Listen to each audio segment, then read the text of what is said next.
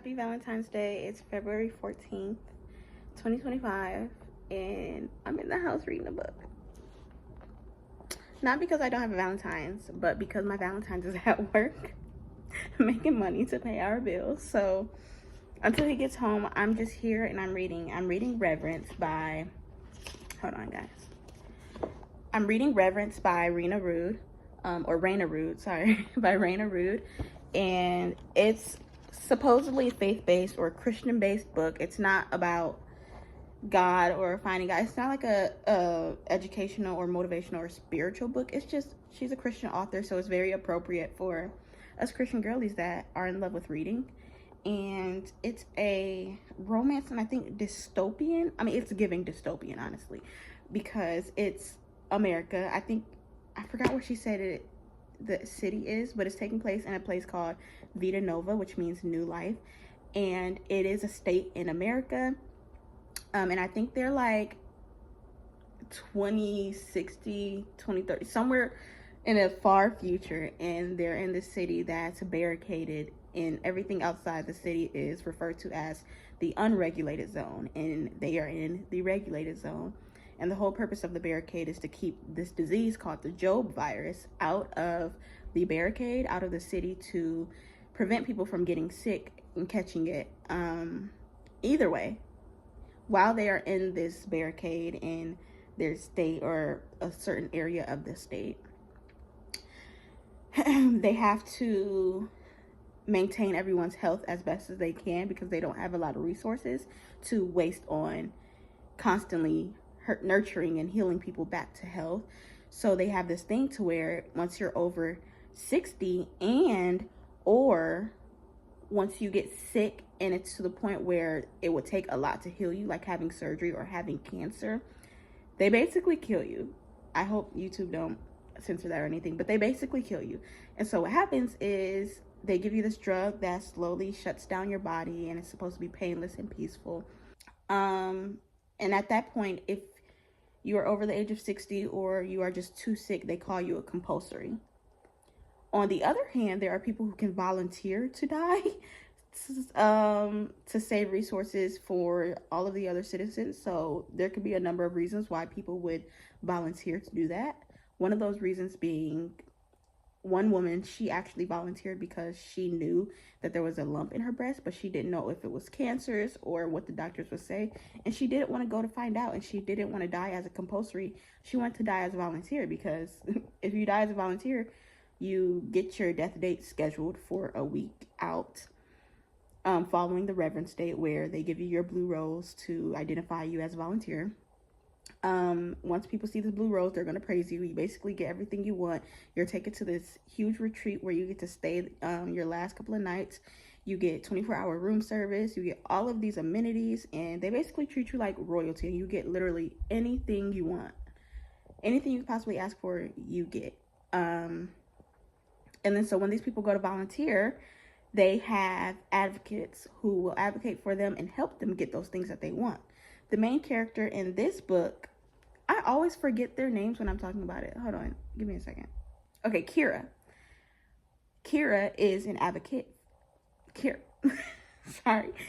is an advocate for the volunteers. So she helps them and gets whatever they want.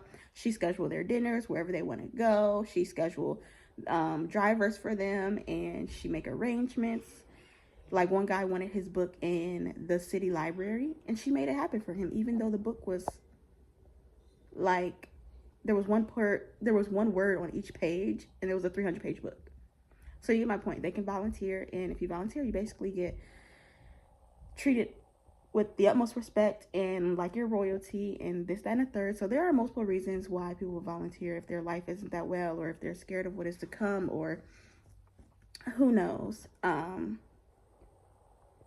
Yeah, so that's why I say I feel like it's dystopian, because it's based on, you know, there's still factors of reality in there, and the real world in the USA, and there are identifiers in there, but the whole world is kind of in a new space, a new area of development where things are structured very different.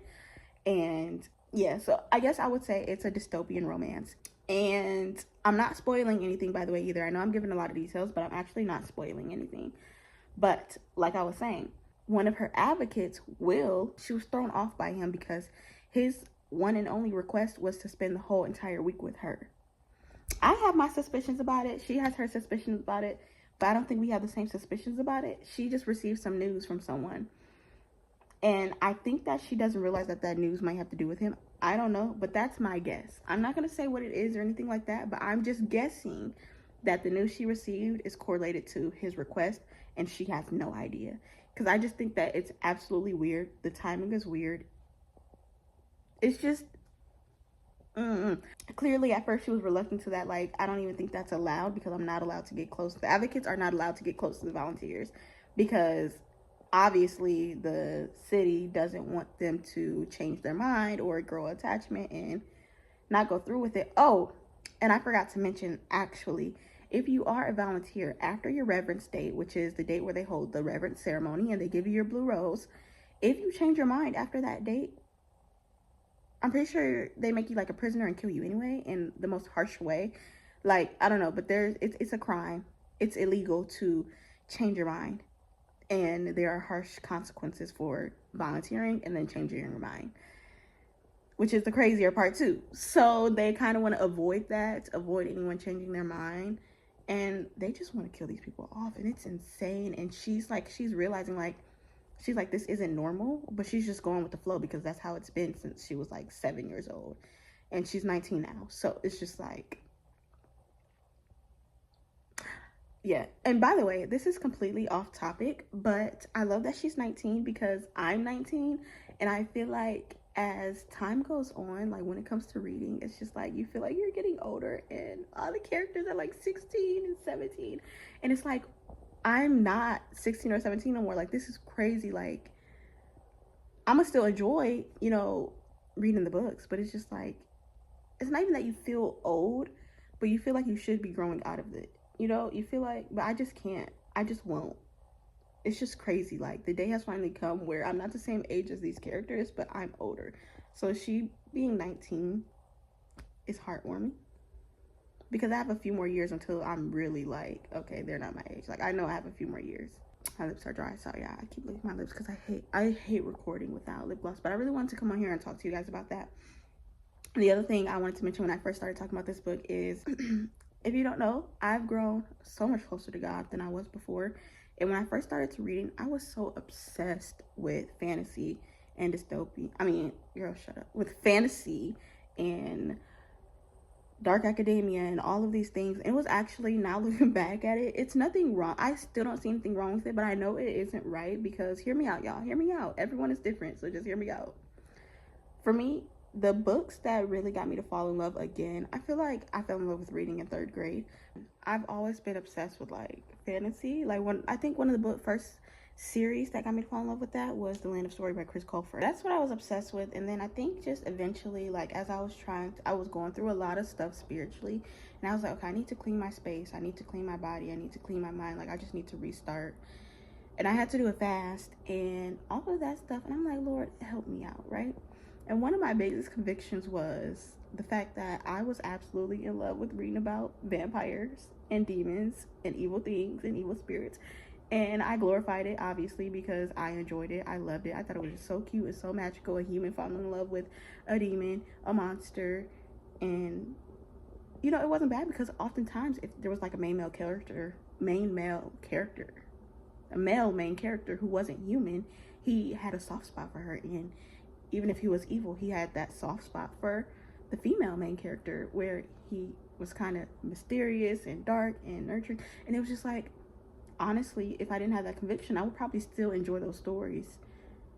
Even though I know, like, I just feel wrong for it because how am I on this track with you, trying to grow with you and be more like you, but I'm obsessed with reading about demons. You get, I hope y'all get what I'm saying. So I had to kind of put a huge turn, and during this time I still enjoyed romance and mystery books. Like, I absolutely love romance, thrillers, mysteries, yada yada yada. So it wasn't like those were the only books I was obsessed with, but those were my biggest convictions that I had to grow out of. And the hardest thing I had to do was to just get rid of those books so I wouldn't be tempted to dive right back in.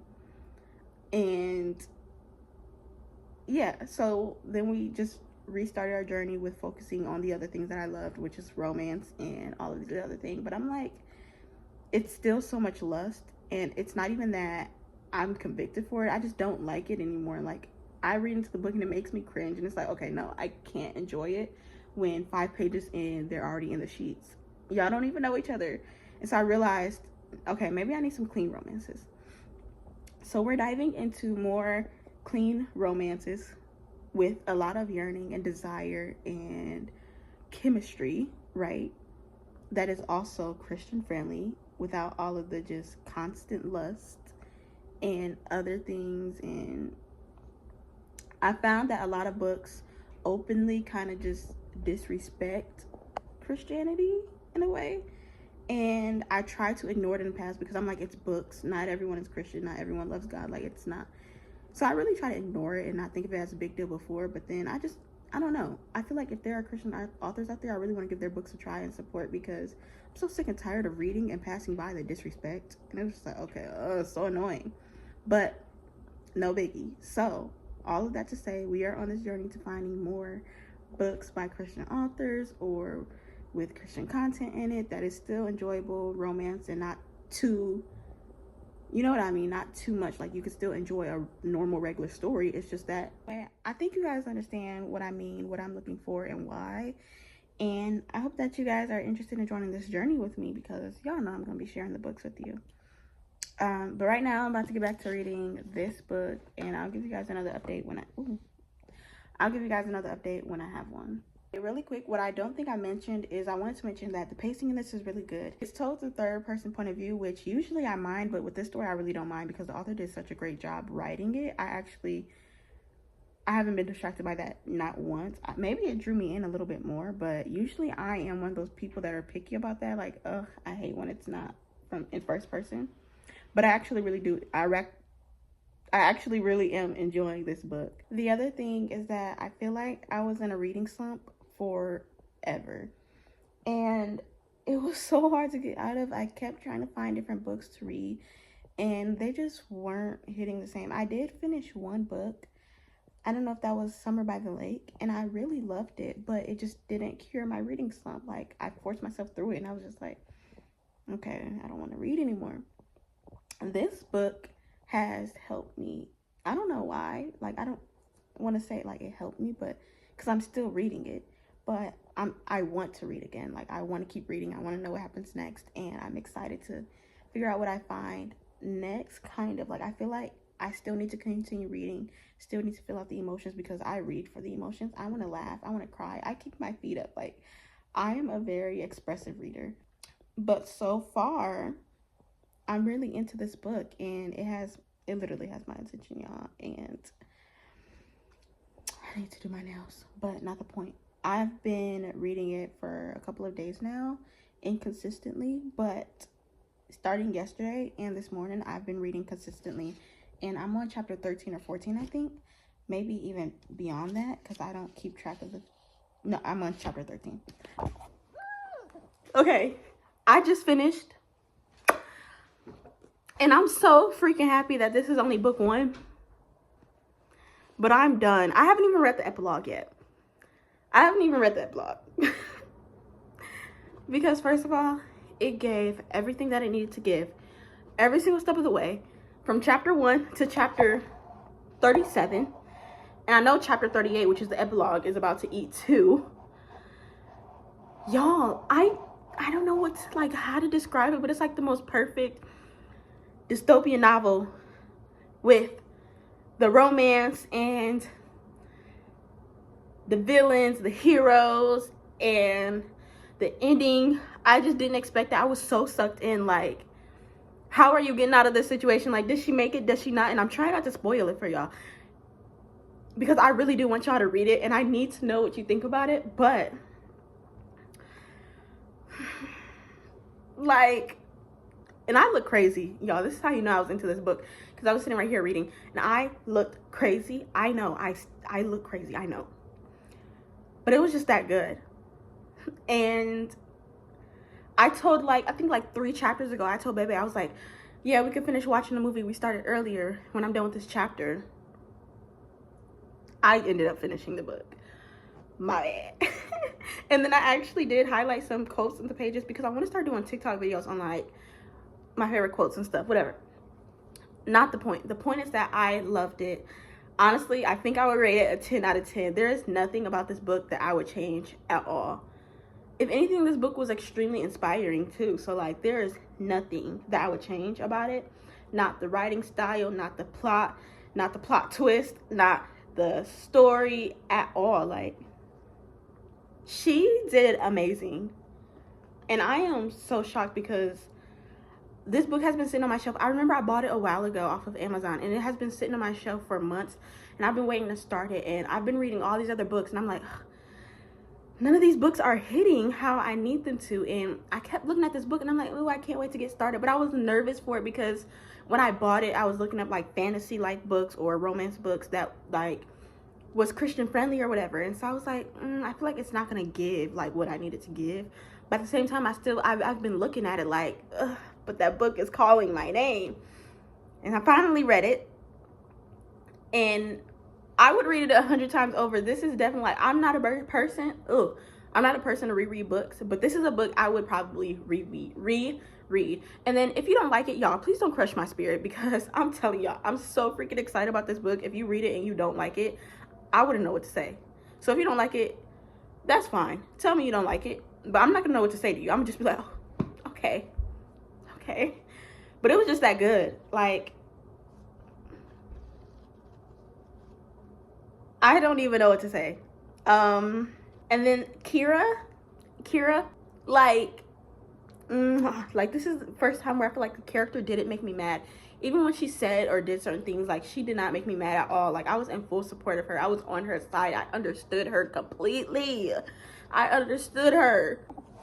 And even in the parts where like because she doesn't start off like believing in God. Like, she's read about it from some of her mother's hidden notes and stuff.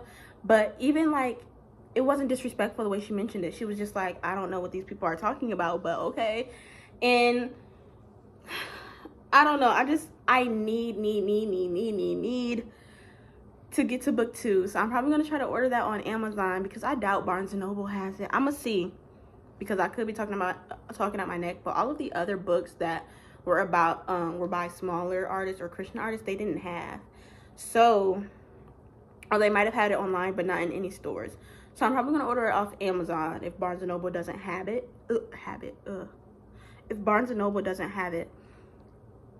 And I'm going to get started reading. I'm about to read this epilogue. And I really just wanted to give you guys that update, because the book was absolutely fantastic. 10 out of 10. 5-star read for sure. I'm about to go log this on Goodreads too. And I'm about to leave my review. I don't actually leave reviews, but I want to start leaving reviews. So I'm going to leave my review on this too. So if you see my review on Goodreads, mind your business, or don't. Okay, see you guys next time I read something or I have something for you guys. Love y'all. Be safe. Bye.